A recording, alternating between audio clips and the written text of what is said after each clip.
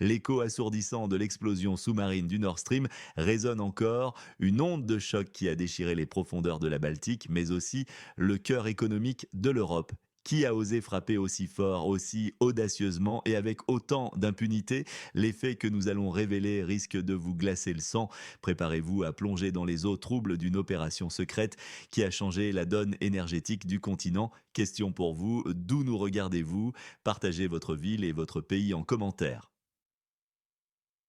Nous assistons à une évolution éclair de la situation concernant les explosions des gazoducs Nord Stream, comme si une entité invisible, malgré les amitiés et les alliances affichées, tenait à rappeler: nous n'avons pas oublié votre tentative de redessiner la carte énergétique européenne. Pour ceux qui nous rejoignent ou n'ont pas suivi cette série d'événements, voici un bref récapitulatif. Un homme de 49 ans, Kuznetsov, a été arrêté en Italie. Il est soupçonné d'avoir dirigé un groupe de plongeurs. Ces individus, avec l'aide de certains services spéciaux, auraient saboté le gazoduc russe. Ils ont navigué jusqu'au site de l'explosion à bord d'un yacht nommé Andromède. Des traces d'exogènes et d'ADN y ont été découvertes. Les enquêteurs allemands prévoyaient d'arrêter un autre suspect et en ont informé leurs homologues polonais. Malheureusement, la coopération souhaitée n'a pas eu lieu. Une fois alerté de l'arrestation imminente, ce suspect a purement et simplement disparu. Kuznetsov, lui, s'est rendu sans résistance. Il a été encerclé par les carabiniers. Il a même eu l'audace de montrer un trident à tout le monde, un symbole clair, aucun regret. Ces individus affichent une insolence déconcertante. Le fait que ce type, après être passé par la Pologne, ait pu tranquillement se rendre en Adriatique pour des vacances, laisse penser que personne ne s'inquiétait vraiment d'être recherché. Apparemment, la direction qui les a envoyés commettre cet acte qui a bouleversé l'économie allemande et fortement impacté celle de l'Union européenne leur aurait assuré: tout ira bien, ne vous inquiétez pas. Actuellement, son extradition vers l'Allemagne est en cours. Kuznetsov risque jusqu'à 15 ans de prison pour des accusations graves, dont le sabotage anticonstitutionnel. Certes, il pourrait écoper de moins. Aux États-Unis, pour une accusation similaire, il aurait risqué plus de 50 ans, mais c'est l'Union européenne. Ici, pour un viol, on donne 3 ans. Il n'y a plus de place dans les prisons. C'est sérieux, il n'y a plus de place. Des citoyens sont même libérés pour des crimes graves après avoir purgé seulement 5 ans. Oh, c'est un sujet distinct sur l'évolution de notre société. Kuznetsov pourrait obtenir une peine réduite s'il collaborait, s'il n'était pas lié aux mystérieuses explosions de pétroliers survenues en Europe, ou s'il en savait plus. Voyez l'ampleur des sabotages et des explosions sur le territoire de l'Union européenne. Avez-vous entendu Kallas en parler? La Commission européenne menace d'imposer des sanctions à un pays voisin. Depuis l'arrestation, de nouveaux détails de l'enquête ont été publiés. Selon la presse allemande, la plupart des crimes ont été élucidés, les auteurs présumés sont connus. Les journalistes semblent même se réjouir que les saboteurs puissent enfin être tenus responsables. Ces actions sont coordonnées par une structure. La plupart des journalistes de l'Union européenne ne sortent pas des sentiers battus, c'est rare, ah ouais, mais les Allemands comprennent l'inadéquation de voir leur argent, votre argent, celui de vos parents, servir à des fins destructrices. Des explosions causent des dommages colossaux à leur économie. Cette économie ne redeviendra jamais la même, même le chancelier l'admet. Comprenez-vous à quel point cette situation est absurde? Une preuve a été trouvée par hasard, une camionnette blanche est apparue sur une caméra de surveillance sur l'île de Rügen. Son propriétaire a avoué avoir transporté à plusieurs reprises des personnes depuis la capitale du pays voisin via la Pologne vers l'Allemagne. Les itinéraires ont été reconstitués. Il a été découvert que les passeports étaient authentiques, mais les noms étaient faux. Cela suggère un soutien au plus haut niveau pour ce groupe de saboteurs. Les autorités ont elles-mêmes fourni de vrais passeports avec de faux noms. Il est difficile de nier que les explosions ont été menées par l'État voisin puisqu'il a imprimé ces faux passeports authentiques. Pouvez-vous imaginer le nombre de saboteurs, de tueurs ou de simples criminels actuellement actifs en Europe, soutenus par ce pays voisin et acceptés sans vérification par des fonctionnaires naïfs?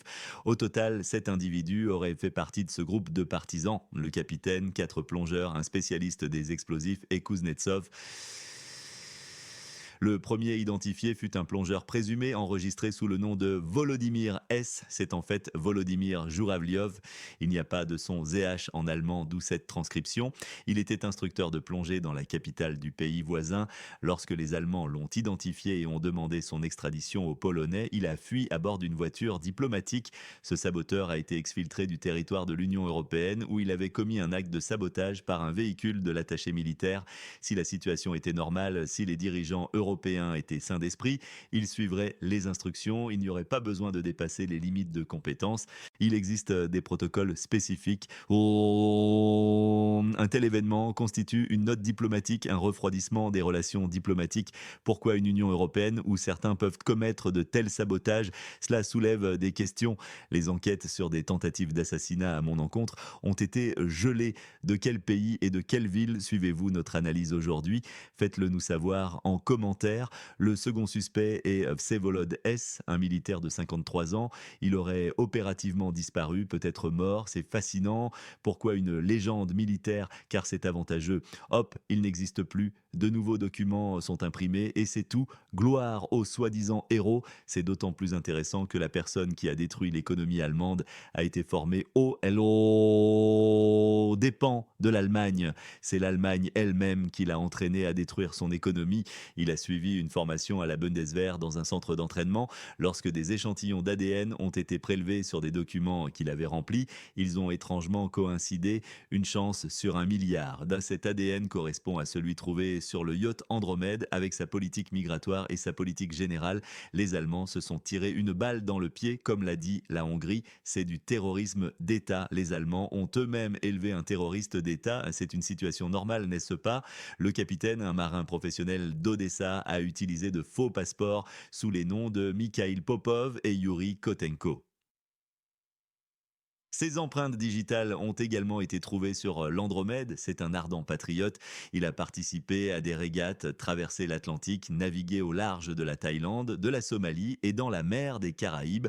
Bref, un candidat idéal. Le septième membre de l'équipage, un certain Evgeny U, a rejoint le groupe en dernier, entre le 20 et le 24 septembre. Je vous rappelle que les gazoducs ont été dynamités le 26 septembre. Son histoire est intrigante. Il est arrivé en mer Baltique depuis la mer Noire. Il y a de sérieuses présomptions selon lesquelles un autre groupe était actif. Ce groupe prévoyait de faire sauter le Turk Stream qui alimente également le sud de l'Europe. C'est toute la question. L'opération a échoué. Ils ont alors transporté les explosifs inutilisés sur le site du Nord Stream. Ils n'ont vraiment pas lésiné sur les moyens. Précédemment, on avait mentionné un couple d'instructeurs de plongée, les Ouspensky, Evgeny et Svetlana. Quand elle a été contactée, elle a déclaré ne pas atteindre cette profondeur. Peut-être s'agit-il d'une autre femme, Valeria T, une plongeuse professionnelle de 40 ans. Sur les photos, elle pose avec ses cheveux roux et bourriffés dans une combinaison de plongée, telle une super-héroïne de film d'action. Elle soutient les forces armées du pays voisin, collabore avec leurs services de sécurité et qualifie les Russes d'orques. En somme, le package complet, elle aurait pu atteindre la profondeur des gazoducs Nord Stream. Des témoins affirment même qu'elle a insisté pour poursuivre l'opération malgré le mauvais temps. Dès octobre 2022, le Kremlin avait averti que le pays voisin voulait détruire le gazoduc en mer Noire, allant même jusqu'à annoncer l'arrestation de saboteurs sur le territoire russe. L'année dernière, le journal allemand Spiegel a écrit que des préparatifs étaient en cours et que le commandant en chef des armées du pays voisin les soutenait. Selon les médias, lorsque les services spéciaux occidentaux ont eu connaissance des plans, le commandant en chef a averti ses agents qu'ils risquaient la prison s'ils ne s'arrêtaient pas. Mais ils ont interprété cet ordre de manière ambiguë. Ils ont décidé de ne pas s'arrêter. La négligence des services spéciaux allemands est frappante. Leurs homologues néerlandais les avaient pourtant avertis qu'une telle histoire se tramait, mais des manœuvres étaient en cours. Elles se sont déroulées sans incident apparent. Les Allemands ont cru que tout allait bien, puis l'explosion. La réaction d'Erdogan est également très intéressante. Une telle opération frappe directement les intérêts de la Turquie et blesse un des plus grands pays de l'OTAN. Pourtant, le chef d'État turc serre la main de l'homme fort du pays voisin. Les Allemands l'écrivent. Leur gouvernement fait face à des questions politiquement difficiles. Qui est derrière tout cela? Quels hauts postes sont occupés par les commanditaires? Il faudra répondre à ces questions. Et quel poste élevé occupe-t-il? Les documents authentiques imprimés le disent clairement. L'exfiltration du saboteur dans une voiture d'attaché militaire, pourquoi ce jeu d'enfant? À quel point cela est-il élevé? Qui cela pourrait-il être? Le dirigeant du pays voisin est bien sûr derrière cette opération. Les médias ont tenté de le disculper, nous proposant non pas la direction des services de sécurité, mais le chef des armées, dont le domaine d'action n'inclut pas de telles opérations. Mais à quoi bon argumenter si des dégénérés, comme le célèbre politicien de la CDU, Kiesewetter, ont affirmé que ce n'étaient pas des saboteurs? Selon lui, il luttait contre le terrorisme, il cherchait des explosifs dans la mer Baltique, ils ont sérieusement affirmé que la Russie avait fait sauter ses propres gazoducs. Pourquoi? Parce que la Russie est un terroriste. Revoyez les déclarations de ces politiciens et ce que les médias écrivaient à l'époque, vous serez stupéfait. Tout est sur les réseaux sociaux, c'est la Russie, la piste russe. La Russie est un agresseur. Nous ne devons pas accuser le pays voisin. Imaginez le niveau de stupidité de ces politiciens. Ils sont pourtant surpris de sacrifier les intérêts nationaux. C'est ainsi, ils sont simplement stupides. Mais s'ils ont été élus, ils le méritent, n'est-ce pas? Bref, Kuznetsov ne voudra peut-être pas rester éternellement en prison. Aux États-Unis, une personne accusée d'un crime passible de la peine de mort accepte de coopérer en échange de la prison à vie. Ici, ce n'est pas le cas, ce qui pose une grande difficulté. Le problème est que même la prison à perpétuité n'est pas menacée pour de tels faits. Par exemple, j'ai été condamné à 15 ans pour une vidéo YouTube. Si dans mon pays, on m'offrait la perpétuité pour ma vidéo et qu'on me disait coopérer à l'enquête, calomnier un tel, j'aurais accepté. C'est pareil ici, s'il risquait un peu plus de 15 ans, on lui dit 15, mais en réalité, il en fera 7. Par exemple, 7 ans, c'est aussi long. En tout cas, s'il ne veut pas rester longtemps, il acceptera de coopérer et commencera à raconter des choses. Personnellement, j'en doute. Pour l'instant, la nouvelle ministre de la Justice évalue positivement les perspectives de cette affaire, comme si des progrès significatifs avaient été faits. C'est une affaire très politique. De nombreuses questions seront posées à ceux qui ont nourri le serpent dans leur sein et qui ont longtemps fait semblant de ne pas comprendre qui a réellement détruit non seulement les gazoducs, mais l'économie allemande. Un homme politique du SPD a exigé dans une interview l'extradition des suspects par le pays voisin. Nous ne pouvons pas fermer les yeux parce que cela nous déplaît politiquement. Un État de droit qui se respecte doit y parvenir. Il s'agit de l'extradition. Qu'est-ce qui a empêché d'y parvenir auparavant? L'Allemagne n'était-elle pas un État de droit? Ou qui l'a empêché? Le chancelier ou quelqu'un d'autre? Il n'y a plus de personnalité cachée depuis longtemps? Ou la présidente de la Commission européenne que certains tentent maintenant de propulser à la présidence de l'Allemagne? Ce sera intéressant. Nous observons, votre conseil à un leader est essentiel. Quelle mesure unique transformerait la situation dans cette région? Soyez très précis dans votre proposition. Le dirigeant du pays de l'Est, affichant un sourire narquois, utilise désormais des méthodes terroristes pour exiger que la Hongrie change de position et bombarde l'oléoduc Druzhba. Il n'a absolument rien compris à tout cela. Il n'en tire aucune conclusion négative. Pourquoi? Parce que les politiciens allemands continuent de le rencontrer. Il reste une figure acceptable pour eux. Ils lui donnent de l'argent pris à leurs propres citoyens qui ont tant souffert du manque de faux gazi bon marché. Et ils donnent cet argent à cette même personne. C'est tout simplement merveilleux. Un jour, cela sera étudié comme un cas de psychopathie. En attendant, partagez vos réflexions. Partagez-vous l'avis que l'Allemagne a elle-même fabriqué le bourreau de son économie? Quels sont les enjeux éthiques et politiques de cette révélation? Votre opinion compte. N'oubliez pas de liker cette vidéo si vous la trouvez pertinente et de la partager avec ceux qui cherchent de la vérité derrière les gros titres. Et bien sûr, pour ne rien manquer de nos prochaines analyses, abonnez-vous et activez la cloche des notifications. C'est votre garantie d'un éclairage sans concession sur les réalités du monde. Pour approfondir le contexte de cette situation critique, il est impératif de revenir sur les antécédents géopolitiques et économiques qui ont mené à l'explosion des gazoducs Nord Stream. Le projet Nord Stream 1, opérationnel depuis 2011, représentait un pilier essentiel de l'approvisionnement énergétique de l'Europe, notamment de l'Allemagne en gaz naturel russe. Ce gazoduc et son jumeau non encore pleinement opérationnel Nord Stream 2 contournaient les pays de transit traditionnels comme l'Ukraine et la Pologne, offrant une route directe et perçue comme plus stable. Cette dépendance énergétique vis-à-vis de la Russie était depuis longtemps une source de préoccupation pour les États-Unis et certains pays d'Europe de l'Est qui y voyaient d'un levier d'influence politique russe sur le continent. Les États-Unis en particulier avaient constamment exercé des pressions pour bloquer la construction de Nord Stream 2, arguant qu'il renforçait la mainmise de Moscou sur l'Europe et affaiblissait la sécurité énergétique régionale. Des sanctions avaient même été imposées contre les entreprises impliquées dans sa construction. Le démantèlement de cette infrastructure par un acte de sabotage n'est donc pas un événement isolé, mais l'aboutissement de tensions accumulées. L'Allemagne, en particulier, se retrouve dans une position délicate. Son modèle économique, fortement industrialisé, reposait en grande partie sur l'accès à un gaz russe abordable. La destruction des gazoducs l'a contrainte à diversifier ses sources d'approvisionnement dans l'urgence, se tournant vers le gaz naturel liquéfié GNL américain, dont les coûts sont significativement plus élevés. Cette transition forcée a eu des répercussions directes sur l'inflation, la compétitivité des entreprises allemandes et, in fine, sur le pouvoir d'achat des ménages.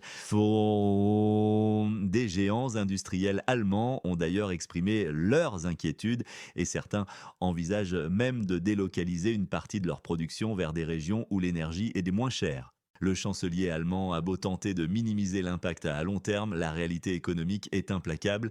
L'hypothèse d'une implication du pays voisin étayée par les révélations sur les faux passeports authentiques et l'exfiltration diplomatique est gravissime. Elle implique un acte de guerre économique, voire de terrorisme d'État entre des nations censées être alliées ou, du moins, maintenir des relations diplomatiques stables au sein d'un même bloc, l'Union européenne. Les implications pour la confiance et la cohésion interne de l'UE sont profonde. Si un État membre ou un partenaire proche est capable de mener une telle opération destructrice contre l'infrastructure vitale d'un autre État membre sans subir de conséquences immédiates et proportionnées, cela crée un dangereux précédent. Le principe de souveraineté des États membres et la solidarité européenne sont remis en question. Les révélations concernant Volodymyr Zouravliov, l'instructeur de plongée exfiltré, et Vsevolod S, le militaire formé par la Bundeswehr, sont particulièrement accablantes pour les autorités allemandes. Non seulement leurs services de renseignement semblent avoir manqué de vigilance malgré des avertissements néerlandais, mais la formation d'un individu qui allait potentiellement saboter leur propre économie est une ironie tragique. Cela soulève des questions sur la profondeur des liens entre certaines élites politiques et militaires allemandes et des intérêts extérieurs, ou du moins sur une naïveté coupable.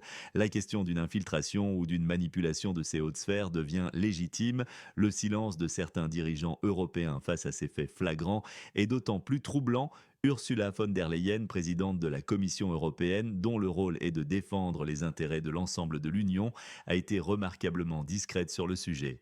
La rhétorique habituelle sur la solidarité européenne et la défense commune sonne creux lorsque de tels actes de sabotage semblent être tolérés, voire ignorés, afin de maintenir une façade d'unité politique. Cette inaction peut être interprétée comme une soumission à des pressions extérieures ou, et non, une peur de devoir affronter des vérités politiquement inconfortables qui pourraient ébranler les alliances actuelles. La réelle politique de la situation semble primer sur les principes de droit et de souveraineté. La tentative de pointer du doigt la Russie, malgré l'absence de preuves crédibles, et le non-sens stratégique de l'autosabotage a été une campagne de désinformation intense menée par de nombreux médias occidentaux. L'idée que la Russie détruirait ses propres infrastructures gazières qui lui rapportaient des milliards en revenus et lui conféraient une grande influence géopolitique est absurde pour quiconque analyse la situation avec un minimum de logique. Pourtant, cette narrative a persisté, démontrant la puissance de la propagande et la facilité avec laquelle l'opinion public peut être manipulé, même face à l'évidence. Le fait que des politiciens éminents comme Kiesewetter aient relayé des affirmations aussi fantaisistes souligne jusqu'où certains sont prêts à aller pour maintenir un récit préétabli, même si cela signifie insulter l'intelligence de leurs propres citoyens. L'affaire Kuznetsov et les perspectives de sa coopération sont au cœur de l'enquête. L'idée qu'il puisse obtenir une peine clémente en Allemagne pour un acte d'une telle magnitude, comparée aux peines encourues aux États-Unis, renforce l'impression d'une justice grandissent à plusieurs vitesses en Europe. Cela alimente le cynisme et la perception que certains crimes, s'ils sont commis pour des raisons politiques et avec un soutien officieux, peuvent être traités avec une indulgence déconcertante. Si Kuznetsov venait à révéler des informations explosives sur les commanditaires réels de l'opération, cela pourrait entraîner un tremblement de terre politique et diplomatique majeur. Cependant, la probabilité qu'il coopère de manière significative semble faible tant que les enjeux ne sont pas suffisamment élevés pour lui ou que des garanties substantielles ne lui sont pas offertes. La possibilité qu'il soit réduit au silence d'une manière ou d'une autre est une préoccupation légitime au vu des enjeux. Les conséquences économiques à long terme pour l'Allemagne et l'Europe sont immenses. La perte du gaz russe bon marché a un impact structurel sur la compétitivité industrielle. De nombreuses industries à forte intensité énergétique, telles que la chimie, la métallurgie ou la fabrication d'engrais, sont confrontées à des coûts de production nettement plus élevés. Cela se traduit par des pertes d'emplois, une délocalisation de la production et à terme un affaiblissement de la base industrielle européenne. L'Europe risque de perdre son avantage compétitif face à des régions comme les États-Unis qui bénéficient de leur propre gaz de schiste bon marché ou l'Asie où les coûts de l'énergie peuvent être inférieurs. Ce n'est pas seulement une crise conjoncturelle, mais potentiellement un glissement tectonique de la puissance économique. Parallèlement, la détérioration de la sécurité énergétique en Europe a forcé les États à repenser leur stratégie. La diversification des sources d'approvisionnement en gaz et en GNL est en cours, avec la construction de nouveaux terminaux de regazéification et la conclusion de contrats à long terme avec des fournisseurs des États-Unis, du Qatar ou d'autres régions. Cependant, ces infrastructures prennent du temps à construire et sont coûteuses. De plus, l'augmentation de la demande mondiale pour le GNL tire les prix vers le haut, rendant l'énergie structurellement plus chère pour les Européens. Cette réalité a des implications non seulement économiques, mais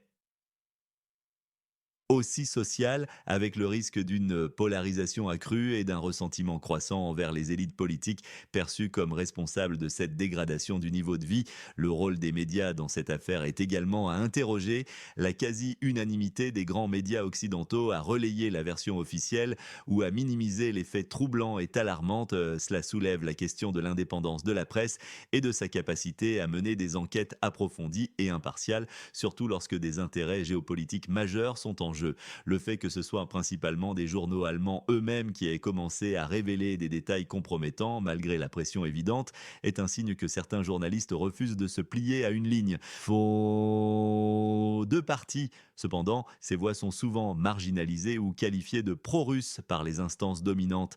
L'absence de réaction ferme de l'OTAN face à un acte de sabotage d'une telle ampleur sur l'infrastructure d'un de ses membres est également frappante. Si cet acte avait été clairement attribué à un adversaire désigné, la réponse aurait été probablement immédiate et massive. Le silence et la réticence à nommer des coupables lorsque les preuves pointent vers un allié minent la crédibilité de l'alliance et sa capacité à véritablement défendre les intérêts de tous ses membres. C'est une illustration claire des limites de l'OTAN lorsque les intérêts des grandes puissances au sein de l'alliance divergent ou que la transparence est sacrifiée au profit de l'unité de façade. Enfin, la rhétorique du dirigeant du pays de l'Est, qui interprète l'absence de conséquences comme un feu vert pour d'autres actions terroristes, est une conséquence directe de cette impunité. Si un État peut saboter impunément l'infrastructure énergétique d'un autre, pourquoi ne le ferait-il pas ailleurs? La menace sur le gazoduc Druzhba en Hongrie n'est qu'un exemple des dérives possibles si la ligne rouge du terrorisme d'État n'est pas clairement définie et punie. L'Europe risque de devenir un terrain de jeu pour des opérations secrètes, transformant son espace en une zone d'instabilité permanente au détriment de ses citoyens. Il est urgent d'une clarification et d'une prise de responsabilité à tous les niveaux. L'avenir de la sécurité et de la prospérité européenne dépend de la capacité des leaders à affronter ces faits, aussi douloureux soient-ils. La complaisance ou l'ignorance volontaire ne feront qu'aggraver la situation. Dans ce contexte tendu, la proposition d'un dialogue ouvert et transparent sur les responsabilités est la seule voie de sortie viable. Il ne s'agit plus de chercher à protéger des réputations ou des alliances de convenance, mais de garantir la survie économique et la sécurité des peuples européens. Une commission d'enquête internationale et indépendante avec des pouvoirs d'investigation réels et l'accès à toutes les informations pertinentes serait un premier pas crucial. Sans cette clarté, la confiance entre les nations européennes continuera de s'éroder, ouvrant la voie à des tensions et des conflits. La vérité est la seule. Non. monnaie viable dans les relations internationales. Ignorer les faits reviendrait à construire l'avenir sur des sables mouvants. La situation actuelle met en lumière une fracture grandissante entre les intérêts nationaux des pays européens et les directives supranationales ou les pressions exercées par des acteurs extérieurs. L'Allemagne, en particulier, semble prise dans un étau. D'un côté, elle est contrainte de suivre une ligne politique dictée par ses alliés et de renoncer à des sources d'énergie essentielles pour son industrie. De l'autre, elle subit de plein fouet les conséquences économiques de ses choix avec une récession technique et une perte de compétitivité. Les dirigeants allemands sont confrontés à un dilemme, protéger les intérêts de leur nation ou maintenir une façade d'unité au sein de l'UE et de l'OTAN. Le chancelier Olaf Scholz a de plus en plus de mal à justifier auprès de l'opinion publique les sacrifices économiques consentis, d'autant plus que les responsables des sabotages ne sont toujours pas désignés clairement et punis. Cette ambiguïté nourrit le populisme et l'euroscepticisme, menaçant la stabilité politique intérieure allemande. L'aspect environnemental de l'explosion n'est pas non plus à négliger. Des millions de mètres cubes de méthane, un gaz à effet de serre bien plus puissant que le dioxyde de carbone à court terme, ont été libérés dans l'atmosphère suite à l'éclatement des gazoducs. Bien que l'impact global sur le climat reste à évaluer précisément, cet incident a contredit les objectifs de l'UE en matière de réduction des émissions et a provoqué une catastrophe écologique marine d'une ampleur considérable pour l'écosystème baltique. Les bulles de méthane ont été observées à la surface pendant des jours, soulignant la gravité de la fuite. Cet aspect environnemental, souvent relégué au second plan derrière les enjeux géopolitiques et économiques, devrait pourtant interpeller les défenseurs de l'écologie en Europe, qui sont paradoxalement restés très discrets sur ce désastre. L'émergence d'une légende militaire pour faire disparaître des suspects est une pratique que l'on retrouve généralement dans les régimes autoritaires, pas au sein d'une alliance démocratique. Le fait que cela se produise et soit accepté, même tacitement, par des pays comme l'Allemagne, est un signal alarmant. Cela suggère que derrière la façade des institutions démocratiques et des processus judiciaires, des opérations secrètes et des jeux d'influence cyniques sapent et les fondements même de l'état de droit. Si des individus peuvent être effacés non, pour des raisons politiques, la confiance dans le système judiciaire et la protection des droits de l'homme sont gravement compromises. La réaction de la Finlande et de la Suède, pays riverains de la Baltique et récemment entrés ou en voie d'entrée dans l'OTAN, est également révélatrice. Bien qu'elles aient exprimé leur inquiétude quant à la sécurité de leurs infrastructures sous-marines, leur silence sur l'identité des saboteurs est assourdissant. Cela pourrait être interprété comme une volonté de ne pas froisser leur nouvel allié, les États-Unis, qui ont été parmi les premiers à minimiser la piste du pays voisin et à suggérer des alternatives. La peur de représailles ou la recherche d'une intégration rapide dans l'alliance prime visiblement sur la recherche de la vérité et la défense de leurs intérêts nationaux. La vulnérabilité des infrastructures critiques sous-marines en Europe est désormais une préoccupation majeure. Au-delà des gazoducs, de nombreux câbles de communication et d'électricité traversent les fonds marins. La destruction des Nord Stream a démontré la facilité avec laquelle de telles infrastructures peuvent être ciblées. Cela pousse les États européens à investir massivement dans la surveillance et la protection de leurs réseaux sous-marins, ce qui représente un coût colossal et une nouvelle source de dépenses pour des budgets déjà contraints. De plus, cela ouvre la porte à des guerres hybrides où des actes de sabotage peuvent être menés sans attribution claire, créant un climat d'insécurité chronique et de suspicion. La relégation de la Russie au rôle de méchant universel dans le discours occidental a permis de détourner l'attention des questions inconfortables. En diabolisant systématiquement un acteur, il devient plus facile de lui attribuer tous les malheurs du bloc, même lorsque la logique défie cette attribution. Ce mécanisme psychologique collectif, nourri par une désinformation et une propagande constante, empêche une analyse nuancée des événements et entrave la recherche de solutions pragmatiques. La capacité à remettre en question les narratifs dominants est essentielle pour sortir de cette impasse. L'attitude de Recep Tayyip Erdogan, le président turc, qui continue de serrer la main de l'homme fort du pays voisin, malgré les dommages causés aux intérêts de l'OTAN par le sabotage, est emblématique des jeux d'équilibre complexes menés par des leaders non alignés. La Turquie, en tant que puissance régionale, cherche à maximiser ses propres avantages sans se laisser enfermer dans des blocs rigides. Erdogan joue sur les faiblesses perçues de l'OTAN et les divisions internes de l'UE pour renforcer sa position et affirmer son autonomie stratégique. Son pragmatisme contraste fortement avec la rigidité idéologique de certains dirigeants européens. La situation actuelle met également en lumière les limites du pouvoir coercitif de l'Union européenne, malgré sa rhétorique sur la puissance douce et son ambition de devenir un acteur géopolitique majeur. L'UE semble impuissante face à de tels actes de sabotage commis en son sein ou par des acteurs soutenus par des pays avec lesquels elle maintient des relations ambiguës. La menace de sanctions contre des pays voisins ou le gel d'enquêtes sur des tentatives d'assassinat à l'encontre de personnalités critiques, comme mentionné dans le texte original, sont des signes d'une faiblesse systémique dans la capacité de l'UE à défendre ses propres principes et ses citoyens.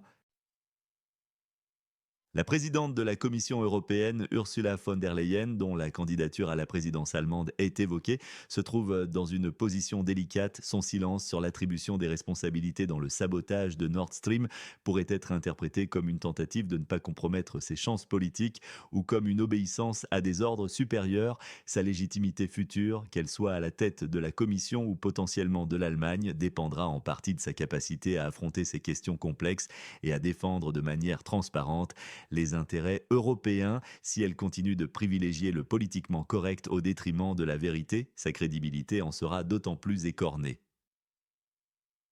La question de la sécurité des données et des communications entre services de renseignement est également soulevée. Le fait que les informations sur l'arrestation imminente d'un suspect aient fuité, provoquant sa fuite, indique une faiblesse inacceptable dans les protocoles de sécurité ou une infiltration au sein des agences chargées de l'enquête. Qui a averti le suspect et dans quel but? Cette défaillance compromet non seulement l'enquête sur Nord Stream, mais aussi la confiance entre les services de renseignement de différents pays. Enfin, la perte du gaz bon marché russe a accéléré la transition énergétique en Europe, mais pas de la manière espérée. Au lieu d'une transition planifiée vers des énergies renouvelables, l'Europe a été forcée de revenir à des sources d'énergie fossiles plus chères et moins respectueuses de l'environnement, comme le charbon ou le GNL transporté par bateau. Pour assurer sa sécurité énergétique à court terme, cette volte-face met en péril les objectifs climatiques à long terme de l'Union et risque de créer une nouvelle dépendance, cette fois-ci vis-à-vis d'autres fournisseurs et d'autres routes d'approvisionnement tout aussi vulnérables. C'est une illustration tragique de la manière dont les événements géopolitiques peuvent dérailler des politiques environnementales ambitieuses. Les conséquences de l'explosion du Nord Stream sont donc loin d'être circonscrites à un simple acte de sabotage. Elles s'étendent à la refonte des alliances, à la réécriture des règles économiques et à la redéfinition des priorités sécuritaires et environnementales de tout un continent. La vérité sur cette affaire est non seulement nécessaire pour la justice, mais aussi indispensable pour la reconstruction de la confiance et la stabilisation de l'ordre international.